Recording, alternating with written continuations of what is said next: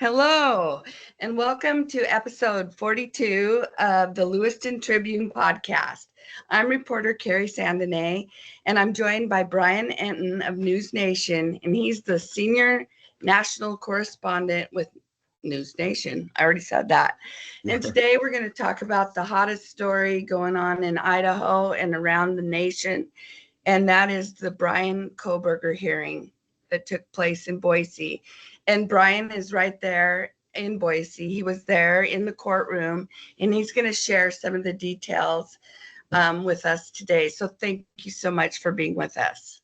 Yeah, thank you for having me, Kerri. I appreciate it. Oh, you bet.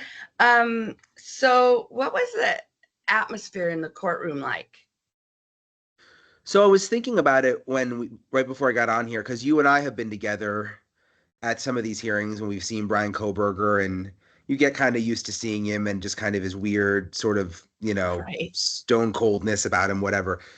Today was just a little different though, because I don't know, it just came out of nowhere, and the fact that there's not going to be a trial, and people seemed kind of like almost like they were, even the families, like a little bit more in shock, like they didn't know that they were going to be there today. I mean, it all happened so fast, and they were all ready for the trial. But no, it was, I ended up sitting, I waited in line like we are used to doing. I luckily I got in. I ended up sitting on the side behind Bryan Kohberger. I was like 2 rows behind his parents. His parents were there, which was interesting because his parents were never at any of the hearings in Moscow. And so his parents were right in the front row. They came from Pennsylvania. And it was just kind of surreal to hear him admit to everything after covering it for so long. And, him just constantly, with through Ann Taylor, just, saying, I didn't do it, alternate perpetrators, everything we've heard for the last 2.5 years, to just suddenly hear him say that he's totally guilty, that it was premeditated. And they went through, I mean, it probably went on for about an hour. They went through every single charge and then in detail, each victim. Did you kill human being? Maddie Mogan, Ethan Chapin, Kaylee Gonzalez, Xana, they went through each name and he had to each time say yes, yes. And did you, enter the home through the kitchen window with intent to stab them to death? Yes. So they really made him confirm the details, Right. And to hear him say all that was just, I don't know. It was so weird. And just the way he had no emotion on his face through the whole thing. It was just like at the other ones. It was almost like he was answering like test questions or something. Just yes, yes. And you wanted to see some remorse, like something, and I kept watching him, just waiting for like, maybe there's going to be one moment where this is going to hit him. And it never really came. Right. And I noticed the pool photographer sent out the photos from today's hearing, and there's one of Bryan Kohberger, and it's scary. He just looks devoid of emotion. Yeah. And he's just staring. And I was in Latah County. I remember him staring at me. I was right by him, and he did look away, but he is interesting in person. He's a cold character. He's cold, and you can probably relate to this, and I wish you would have been there with me because we could have talked about it, but we've tried to cover it so fairly. I've never tried to make it sound like he is the killer because he was pleading not guilty, and we would present the evidence, but that's not our job. But today, after he admitted it all, it was just kind of weird personally. Like I felt like I could accept that he really, even though I thought he did it based on all the evidence, obviously. I mean, there was a lot of evidence, the DNA, but I never said that. But when he admitted it, I don't know. It was just, I kept looking at him just like, God, this man is really a monster. Like he's a murderer, Right. And then the parents are all sitting right there. I mean, I was watching, of course, from up here, and every time they would mention a name, the judge would say a name of a victim, all of the reporters would look right over at the parents to see what their reaction was. And what was the reaction when they'd hear their child's name?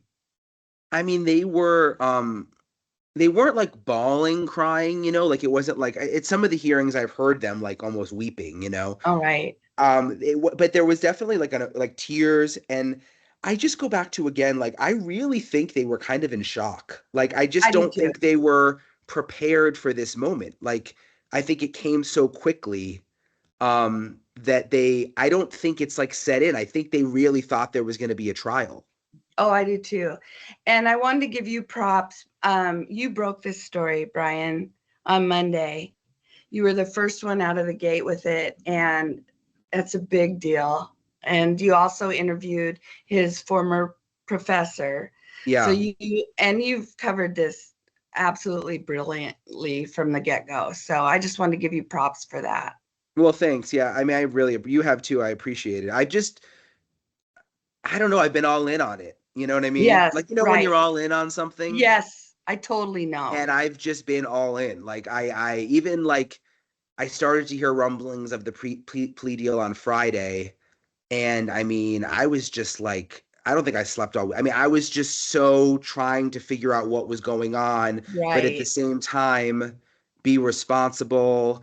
I don't want to interfere with the right, process. Do you right. know what I mean? Like, Yes. trying to find the right time to report it that's not irresponsible, but at the same time, I'm like, holy camoli. Right, exactly. And you did a good job of that.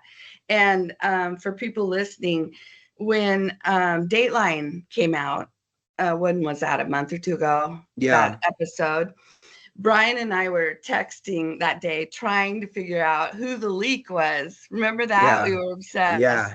Now, do you think they will still go after that, or is it just, I don't think so, because I even noticed in Judge Hippler's response about not delaying the trial, he said there was some line in there that he wrote about how we may never know who the leaker oh, is, which interesting, made me think like he was almost kind of giving up, like. right? Like it doesn't matter now. Yeah, Yeah. yeah, Yeah, that's interesting. Well, one thing I wanted to talk to you about was, remember when we were in court in Moscow and Ann Taylor put her hand on Brian's shoulder and told yeah. everyone that and I'm paraphrasing, I don't remember her exact words, but it was something like, I believe with all my heart this man is innocent. Yes, yes. I mean, I wonder what she's thinking. Like, I did she know. I really have brought believe that that? up.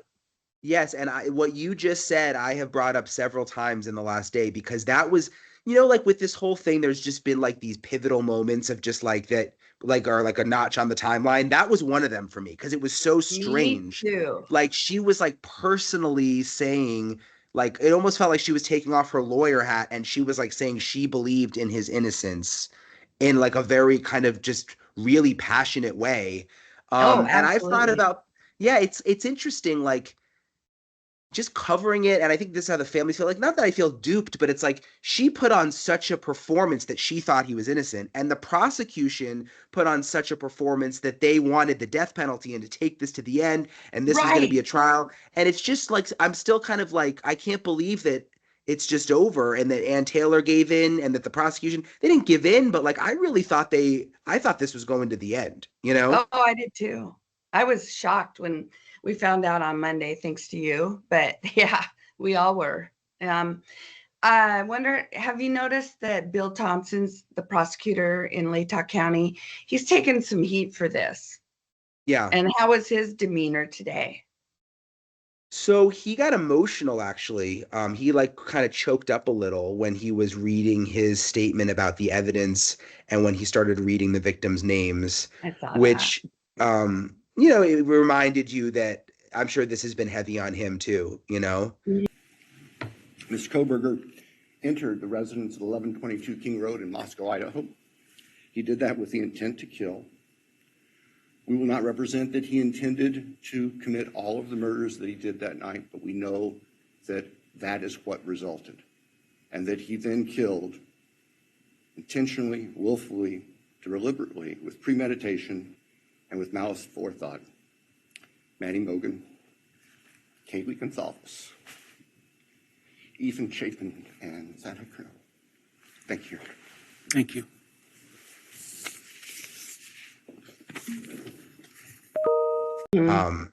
And I think it couldn't have been easy making this decision for the plea, because half of the families are mad. And Right.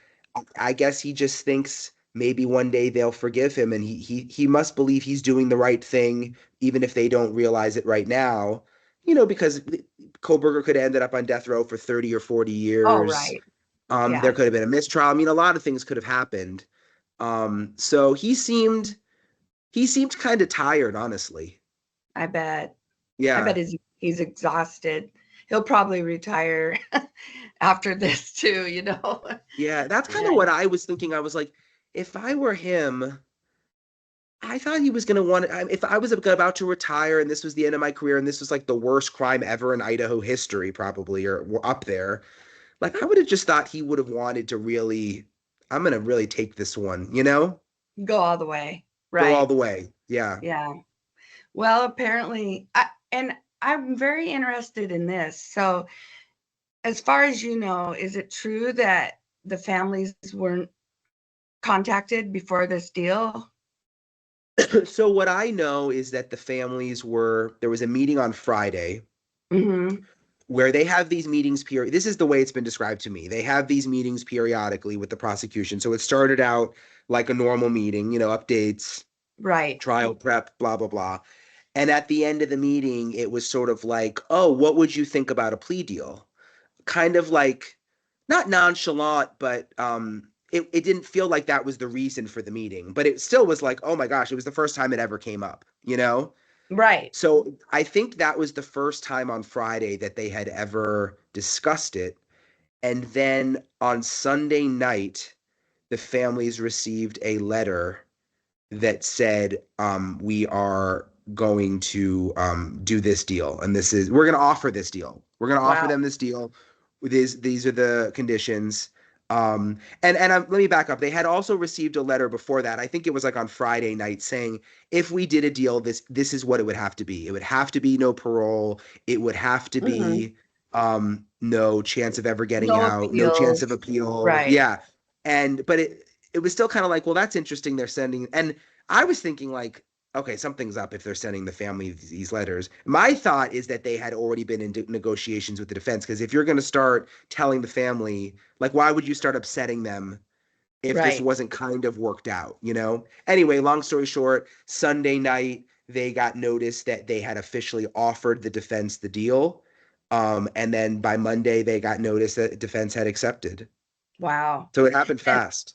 And I know this is a older person question, but when you say letter, there is emails. Is that what we're talking about? Emails, yeah. Okay. And they were like, when like they were almost like PDFs. Like when you get it, I've seen the letters. Oh. Like they were like very official letters, signed and everything. Like Right. it looked like a letter you'd get in the mail, but they were sending them as PDFs.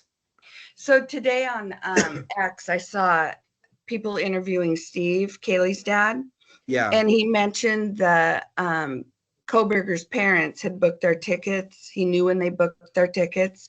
What was he alluding to? That they knew this was coming, or what? Do you know? I think so. And I'm still trying to nail that down, because there's been some rumblings that the parents may have been in Boise for a little while. Maybe, I don't know. I mean, maybe they were part of the negotiations. Maybe Ann Taylor was using them to say, like, talk to Brian. I don't know. Did Brian maybe didn't want the plea deal? I have no idea. But I don't know. I think they were maybe here as part of sort of this process of working it out. How did they appear in court today? They didn't cry. Like I was watching them too. Like there was no tears, but they looked sad. Yeah. And they just looked beat down. Like sure. just, you couldn't, honestly, I couldn't help but kind of feel a little sorry for them. I mean, Right. they looked, I mean, can you imagine No. you flown across the country and your son is admitting to all of this and actually Right. did it.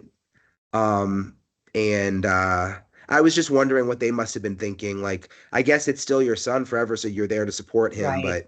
But, they looked sad. They definitely looked sad.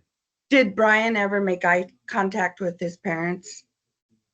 I didn't notice it, no. And I was Yeah. wondering maybe after, I never saw the parent. I think they must have brought the parents in the back Mm. because they never came out the front. But I was wondering, like, maybe they got some time with him or something after the hearing, Right. or, Right. And then the sentencing is July 23rd at 9 That's right. a.m. Boise time. And I hope to be there, and I hope to see you. Um, let's see. There's something. Oh, I'm really curious about this. Do you think we'll get any more details about what happened on November 13th, 2022? So there were most of the stuff that Bill Thompson said in court today were things that I think you and I already knew. Right.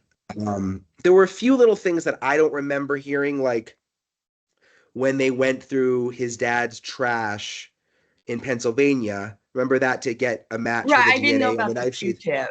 I didn't know about the Q-tip, so I Yeah. think that was new. What else was there? There was a few other little things. I never really confirmed that he had gone in the kitchen door and that he parked up in the back. I think I had never heard them fully confirm that. You know, that area up behind the house? Right. I know. I always kind of thought that's always where I parked too, which kind of creeped me out. But like And me too. that, yeah, that's where I would always go park. I'm like, oh my gosh, that is Right. where he actually parked. And it's But in so terms of- close. I know. It was so In close. terms of motive, though, and like just all of those questions, none of that came out. And what I was told, though, is that the prosecutors told the families that after the sentencing, they will arrange a meeting with the prosecution and all the investigators and the families to go through it all with them, like everything they good. have. That's great.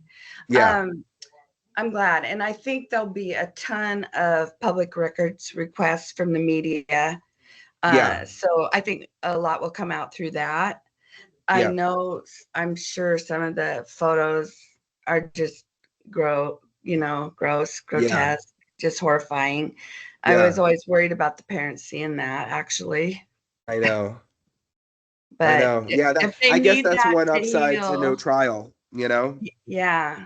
They won't have to go through seeing all that and hearing about the autopsies, and those things can be really brutal to listen to. Oh, they are. And you can't imagine it until you're sitting in a courtroom and it comes up on a big screen. And I've been to a lot of murder trials, and it's sometimes quite horrifying. It is. Yeah, I agree with you. Yeah. Well, before I hop off here, anything else you want to add about today's proceedings? No, I think you covered it. I mean, I just still can't believe there's not going to be a trial. I mean, I was planning on being in Idaho for the summer, and really, I think everybody was. So, here we are. We'll have the sentencing at the end of the month, and then that's it. I know. So surreal. So what time do we need to start lining up on July 23rd?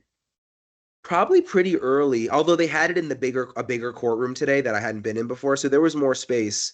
But we got there maybe 4 hours early. So you may need to get there 5 a.m. then. Maybe like 5 a.m. Yeah. Okay. All right. And you'll get in though. Yeah, I hope so. Well, thank you so much. Yeah. Thank you so much for coming on here today and talking about this. I know you've had a long couple of days and you're flying home tomorrow, right? I am. Yeah, I'm going home tomorrow. So. Okay. Well, thanks, Brian. Thanks, You're doing Kerri. a great job. Okay. Bye.